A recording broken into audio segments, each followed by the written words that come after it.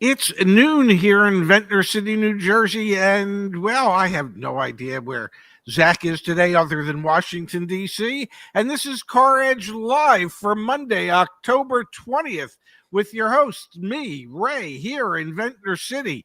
And well, Zach is sitting in front of Savannah, Dad, Savannah, Georgia. I had the privilege and honor this morning of being interviewed by one of the local news stations down there in Savannah, Georgia. You want to know what they wanted to learn about, Dad? our AI agent. They wanted to learn about CarEdge, folks, not just about the AI agent, just about CarEdge. The reality is car sites show you fake prices. Our team at CarEdge, we're here to get you the real one. When it comes to buying a car, please, folks, if you haven't already, check out our website, CarEdge.com. Learn more about CarEdge Pro, which are the tools and the AI agent you can use to help you buy a car. And most importantly, our car buying services. Click on that. Meet the team that's here to help you save thousands and plenty of time when you go to buy your next car. Check it out back at CarEdge.com. And a tremendous thanks to the Savannah news station that interviewed me this morning. Dad, the big story we're going to be covering is there's a new chip crisis looming, and I think it's gone from looming to actual reality. The Nexperia chip crisis. Get ready, folks. This is the new thing we're going to be talking about. Nexperia, Dad. What is Nexperia? Are they the long-lost cousin of Stellantis or someone else? They're the long-lost cousin of somebody else. They are a small Dutch chip manufacturing company that is actually a Chinese chip manufacturing company, and well, the Dutch government threw the Chinese out, and the Chinese are saying, well, that changes things. And if that changes things, then we're not going to produce the chips that are needed. And they control 40% of the chip market for automotive. Go figure. A small Dutch company. And it's interesting that the chips that they produce are not necessarily the most high tech. They're actually the more basic chips and diodes and things like that these automakers rely on, which should hopefully mean that this chip crisis gets resolved fairly quickly because they can go to backup suppliers. But to your point, this one company owns 40% market share. So when they go out, which to be clear here, it's a bit of, I actually don't know the right way to phrase this, Dad. You go over to Reuters, and Reuters has this headline, which is good to see. Nexperia says Chinese unit operating as usual as tensions with Netherlands run high. So it's a Chinese company operating in Netherlands, but also has offices in China. And the Netherlands offices are the ones that are no longer operating. The long and short of it, without getting too deep into the weeds, is you're going to have 40% of semiconductors that are being produced for automobiles not being produced for the time being. And that has huge ramifications. We've literally watched this movie before. What happens when there's a chip shortage? It creates a giant justification for the industry to increase prices on things, withhold supply. At the exact same time, Dad, last week before this story broke, what were we talking about? How finally supply is starting to build back up. And now what are we talking about 1 week later? Oh, there's a new scapegoat, a new chip shortage. Are you kidding me? It does not necessarily bode well. We know what happens when there are vehicles that are scheduled to be produced that ultimately end up not being produced because they don't have the requisite chips to produce them. Yeah. So inventories shrink, leverage shifts from the buyer to the seller. And I'm not talking about the basement. And I just heard it funny. I'm sorry. It's all good. So it just, if this comes to fruition, they supply 40% of the chips for, I don't know, people like BMW, VW, others. They are a major supplier of the chips and diodes and transistors that are needed for the electronics in many of the automobiles that get produced. And yeah, this is like a summer rerun that was 4 or 5 years in the making. We know what happens when they can't produce the requisite number of vehicles that they'd like to produce. What happened in the past was, well, they took what chips they had and they only produced the most expensive, highest profit margin vehicles that they could. We already know that the average MSRP today is, for all new vehicles out there, is in excess of $50,000, which is unaffordable for the vast majority of people. If there is a chip shortage, it will only get worse. And I know, I read the comments, oh my God, I've been following you guys for years. You're nothing but doom and gloom. I can't help it. I'm not the Chinese government and the Dutch government fighting over this chip manufacturer and how it's going to be done and how that could impact the industry. The doom and gloom is that there's many things that go on out there that we have no control over, and these are things that unfortunately need to be discussed so we can prepare ourselves for what the outcome might be. Now, Dad, this is not a small company. I want to put this into perspective. They employ 12,500 people. So this is a massive company That's only 12,450 people more than you. Dad, it's nuts. It's absolutely crazy. This is a massive, massive company. And automakers are taking notice. So let's dive in here. BMW said parts of its supply network were affected, but declined to offer more details. It said auto production was not yet disrupted. Mercedes not yet. The key words there are not yet. Yep. Mercedes says it was in touch with relevant stakeholders without giving further details. A spokesperson declined to say whether Nexperia was part of the company's supplier network. VW Group has set up a task force to look into how its biggest suppliers and their hundreds of components are potentially affected. While the group doesn't source Nexperia chips directly, some go into components used in their vehicles. A Stellantis spokesperson told Automotive News Europe that the automaker is, quote, collaborating with Nexperia and other suppliers to assess potential impacts and develop mitigation measures. Renault is monitoring the situation. Mega supplier Bosch told Bloomberg that it was in contact with Nexperia, which is one of its electronic suppliers. Bosch is working to minimize any potential impact. So this is going to have ramifications across the board. And you can see here, Dad, risk cannot be mitigated down to zero. So can you switch to another supplier? Sure. But it's not like that can happen super quickly. And it's also not like you can do it in flight particularly quickly. So this is going to have a big impact. And I think, to Mr. C Northeast right here, imagine that just as sales start to slow down, there's a chip shortage. I do not believe it. Auto manufacturers created this. It is absolutely nuts, Dad, that right now, right as we're starting to see inventory levels rise, which we'll touch on a bit more in a second here, there's a new chip shortage, a new scapegoat. The timing of this could not be any better for the auto industry. It reminds me of when the UAW was going on strike.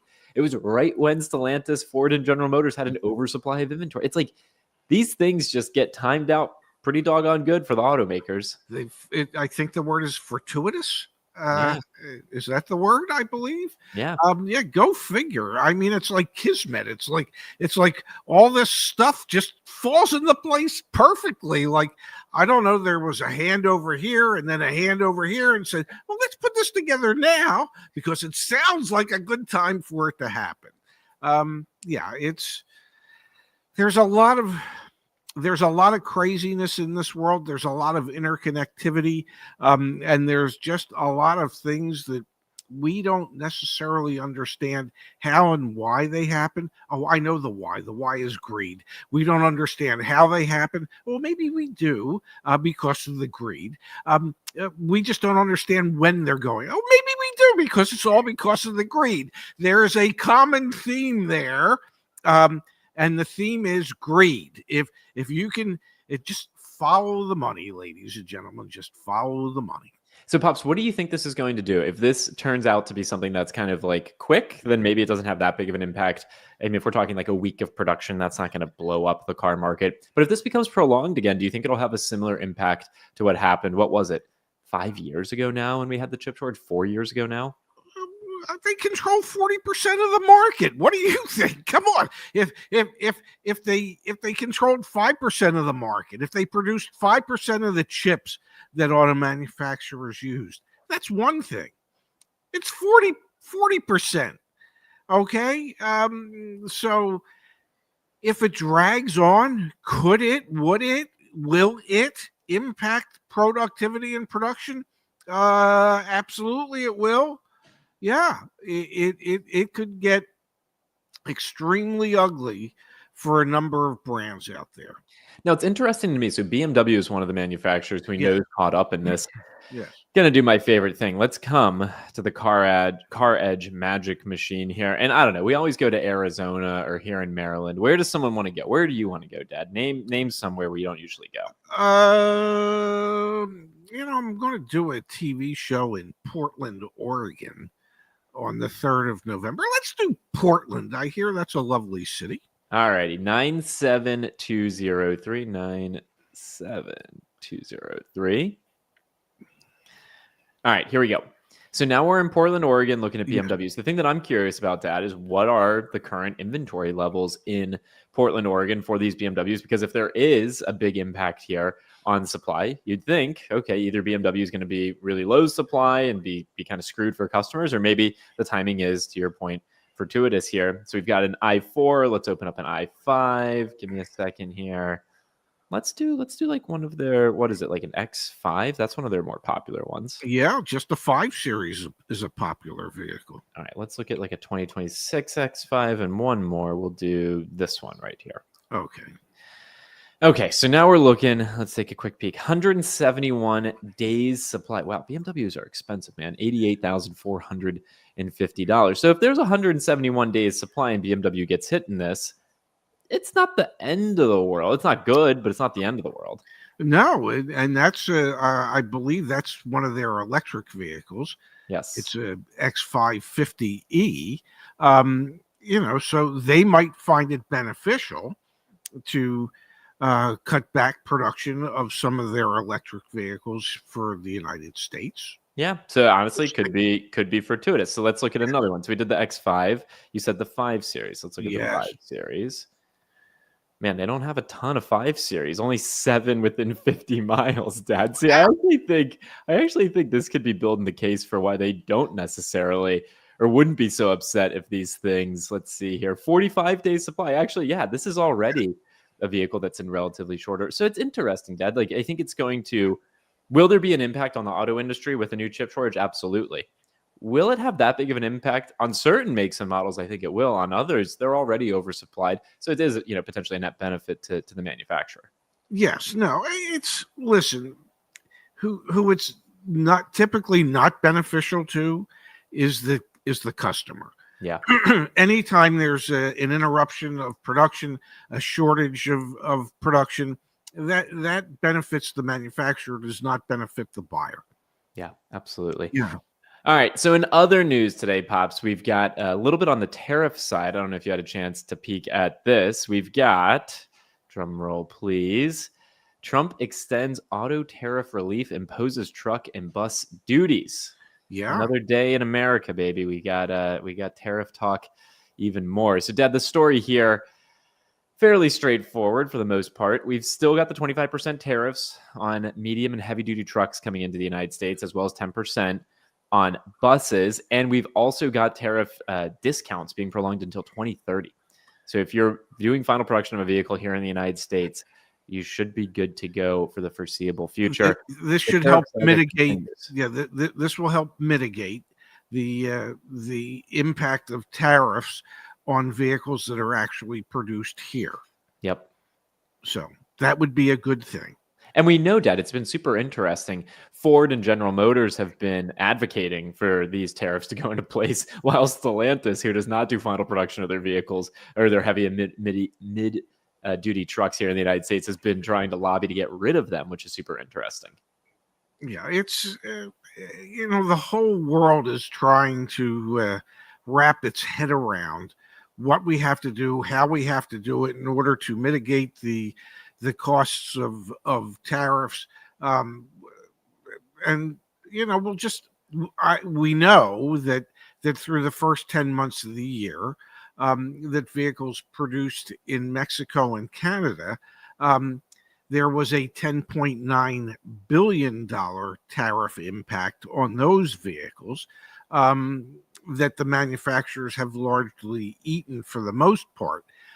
So perhaps with this with this tariff relief for vehicles that are completed in the United States, that will make it easier for these manufacturers to continue to eat the tariffs on the vehicles that are being produced in Mexico and Canada. Are you surprised we haven't seen this chart go kind of hyperbolic yet? And what this chart is showing you is this is advertised prices. This is not actual transaction prices. This is advertised prices. And we've Wait, got it was just a test. Okay. Sorry, I couldn't hear anything, Dad. It's all good. So what this chart is showing you is a pre-tariff, what advertised new vehicle advertised prices were, and then that's before the green line. To the right of the red line, that's post-tariff advertised prices. They haven't skyrocketed, and obviously, with some generally good news here on the tariff front, like, do you think that this is going to go up significantly? I mean, obviously, the chip shortage stuff we started the show with could drive it up, but it doesn't seem like the tariffs have had too huge of an impact on actual advertised prices yet. No, the advertised prices are up. They're just not up as significantly as people thought they might go. Listen, the longer there's tariffs and the longer that the manufacturers have to eat the cost of those tariffs, and it impacts their bottom line, and their profit margins drop from 11 and 12% down to 5 and 6%. If that were to continue for a long time, then yes, they are going to increase the pricing of their vehicles and the advertised pricing of the vehicles, because they're going to have to build those profit margins back up. Stockholders are not going to want to see them continue at a 5 to 6% profit margin when they're used to them being at a 10 to 12% profit margin. For sure. And we are seeing automakers make decisions that change where they're producing vehicles. Like Jeep just made the announcement that the Compass will no longer be produced in Canada. Instead, it'll be produced in Illinois. Yeah. And this is obviously to try and get some of that tariff relief. So not only will the automakers not eat the price or eat the cost of those tariffs in perpetuity, they're also starting to change where they're producing vehicles, which was the intended impact that this was supposed to have. Yes, no, absolutely. The intended impact was to increase manufacturing here in the United States. So yes, it appears as if it is doing what it was intended to do. And we are seeing at this point only slight price increases in the advertised prices of the vehicles. And we could see moving forward higher price increases. But we'll see what happens. But I think this Jeep story is pretty big news. I mean, it is. This is all new Jeep Compass production going to be in the United States. Yeah, and they've been trying to decide what to do with that Belvedere plant for the longest period of time. And so those who used to work in that plant will be thrilled to know that Compass production will be going on there. Now, I have no idea how long it takes Stellantis to bring that facility up to speed to be able to handle the Jeep Compass production. But we'll find out. I don't think it's a thing where you just go, okay, it's Monday the 20th.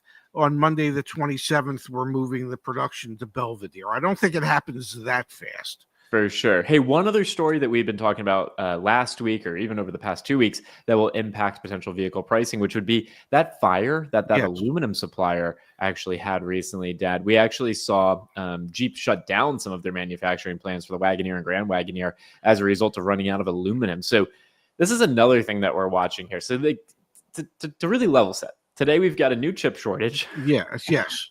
We've got some good news on tariffs and manufacturers bringing their production here to the United States. And then we have another supplier issue, which is the aluminum side of things, which has impacted Ford. They've stopped production of the F-150 Lightning. And now with Stellantis stopping the production of the Jeep Grand Wagoneer and Wagoneer. So really interesting dynamics here in like the supplying side of Tier 1 automotive, which then is paired up with the reality that new car inventory has been building up. Fortuitous timing, serendipitous timing, great timing for the auto industry. They don't need more new cars right now. They need fewer, and they're having all these supply chain issues and needing to move manufacturing plants as a justification not to make them.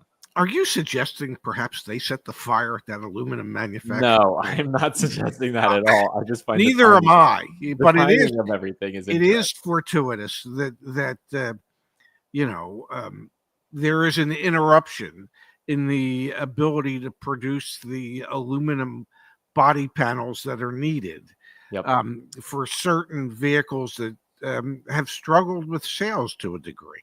Yeah, absolutely. Yes. Now, Dad, I want to take a moment to let everyone know that you can get a free consultation from CarEdge to see if we're a good fit for our car buying service. Just go to caredge.com, click on car buying service, and then click on get free consultation. You can chat with us, schedule a time to talk, or have us call you back directly. This is just a free consultation to see if our concierge car buying service is good for you, where we match you with one of our concierges. They do the work and you get the keys. You can meet our team and see what their expertise is here at caredge.com/concierge. And as I pull that up, Dad, I want to remind everyone that if you click on research, Yes. and then if you click on where to go here, see what others paid, you can actually see here the deals that our concierge team are able to secure on behalf of customers. I'm going to sort this down here by date latest.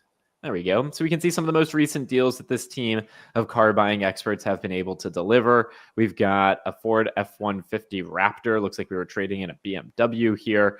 Maybe we got the BMW and we're trading in the Raptor. Not 100% sure, but able to get $3,400 off. A Honda Ridgeline, $3,100 off. A Hyundai Ioniq 5, $2,100 off.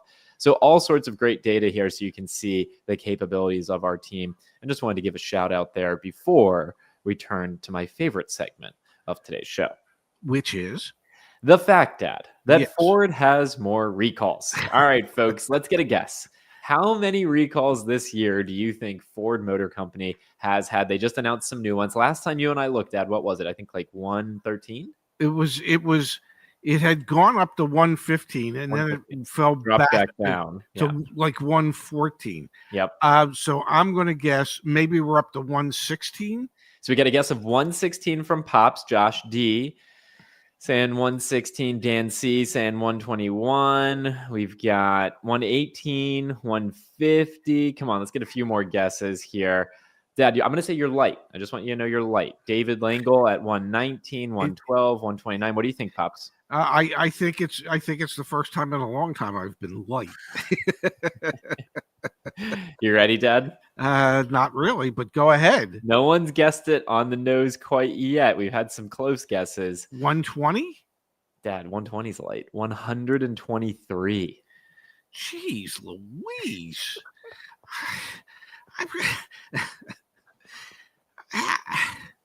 How? How is that even possible? And I know I will see in the comments, yeah, but at least Ford's admitting that they've got a problem and they're willing to stand up and fix it. Yeah, well, yeah, probably the fact that the government mandates that they do it is another reason why. 123. That's like insanity. Now, Ford is a second half team. They really put a strategy in place to excel in the second half of 2025. So I wouldn't be surprised if we see them stretch out that lead even more. 2 recalls in particular, Dad, are impacting hundreds of thousands of vehicles. We've got 625,000 vehicles here that are being impacted. Whoops, let me pull it up here. Because of rear view camera and seatbelt issues. So this is going to be impacting, where is it? Yeah, here we go. 2015 to 2017 Ford Mustangs are being impacted in that one. We've also got here, Dad, let me pull it up on the screen, 740,000 vehicles because of camera display, steering, and seatbelt issues. It's just like the list goes on and on when it comes to Ford, but hundreds of thousands more vehicles being impacted in there now. 123 recalls so far this year. And it could be on anything at this point. I mean, I think we've seen one for brakes earlier. We've seen them for steering wheel issues. It is just incredible that one brand could have as many recall issues as they do. And yes, ladies and gentlemen, they step up and take care of them because, well, the government mandates it, but they do step up and take care of them. And yet, for whatever reason, it doesn't seem to impact sales.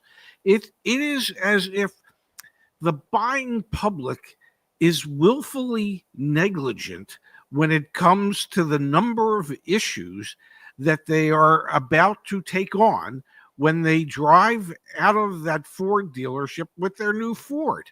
It's like I don't know how you can sell as many vehicles as you do when you have consistently claimed the recall title.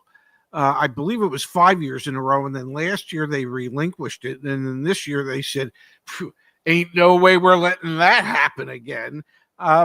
It is mind-boggling to me that there is the amount of loyalty to that product as there is based on, well, how poor it is. Yeah, and Dad, back on the CarEdge car search, we actually track. So if you open up any vehicle, Yes. it'll give you recall information. So let's scroll down here. Let's see. So just on this 2020 F-150 XLT, there are 8 recalls right now. Perfect. Yeah, no, that's great news. And then I believe there's a way with the VIN you can plug it into the to NHTSA to find out. This links right to it. If you clicked on view more safety details, Yes, that'll take you right there. Yeah, this will take you right to the NHTSA website for, once it loads, that particular vehicle, so you can see all of the information. NHTSA's having a moment here loading. But I mean, Dad, that's nuts to me. I mean, that's the first one. It was just a random one. The 2020 F-150 XLT. It's got all of those issues. Yeah, and what we don't know at this particular moment is how many of those recalls have been completed or how many are still open. Yeah, let's talk about that for a second. When you buy a used car and it's got recalls against it, how do you know? How do you know as a used car shopper whether the recalls have been addressed or not? You go to NHTSA, and if when a recall's been completed by VIN, Does NHTSA tell you? Oh, by VIN, it'll tell you by VIN. it tells you by VIN. So yes, that's how you can double check to make sure that there's no open recalls and that whatever recalls there have been addressed. Wow. So yeah, so the one thing for certain for anyone looking at a used car is in their favorites, they should have NHTSA. So they can do the recall check for whatever vehicle that they are looking at, because you can plug in the VIN and it'll pull up and tell you if it has open recalls. Crazy, just crazy. Yeah, and again, just to pull up the chart, so this is current year. It's a pie chart that shows recalls by manufacturer. Obviously, Ford with 123. Next on the list is Chrysler, Forest River, which are the recreational vehicles at 31. GM with 20. VW with 20. International Motors, I don't know. Is that commercial trucks maybe or recreational vehicles? Honda 16, BMW 16, Mercedes-Benz 16, Hyundai with 14, Alltech, again, don't know. And then Mack Trucks commercial vehicles. So it's like not even close. Like, does it give you the breakdown as to how many millions of vehicles those recalls impact? Yeah, what's great about the NHTSA website is you can just click into anything and you can see what it impacts. And then if I scroll down here, I can see how many potentially affected vehicles there are. So some of these recalls from Ford have impacted millions of vehicles. Others have impacted just 1 or 2. But yeah, Ford, without a doubt, not even close, have running away with the win there. Wow. All right, Pops, let's call it a show for today. Again, if we can help folks out with anything, the website is caredge.com. We appreciate everyone checking out the new website and sharing it with friends. I will mention there is an AWS outage today. So our website's loading generally normal, but sometimes a little slow. So hopefully things resolve themselves as the day goes on. Another conspiracy. Need Amazon Web Services to figure out, make the internet work again. But anyway, folks, we appreciate all the support. Please check out the website. And we'll be back here doing it all again tomorrow with more CarEdge Live at 12 p.m. Eastern, 9 a.m. Pacific. Absolutely. Looking forward to it. Have a great rest of your day there, handsome. And we will see you back here at noon Eastern on Tuesday, the 21st. See you, Pops. Love you. Love you too, handsome.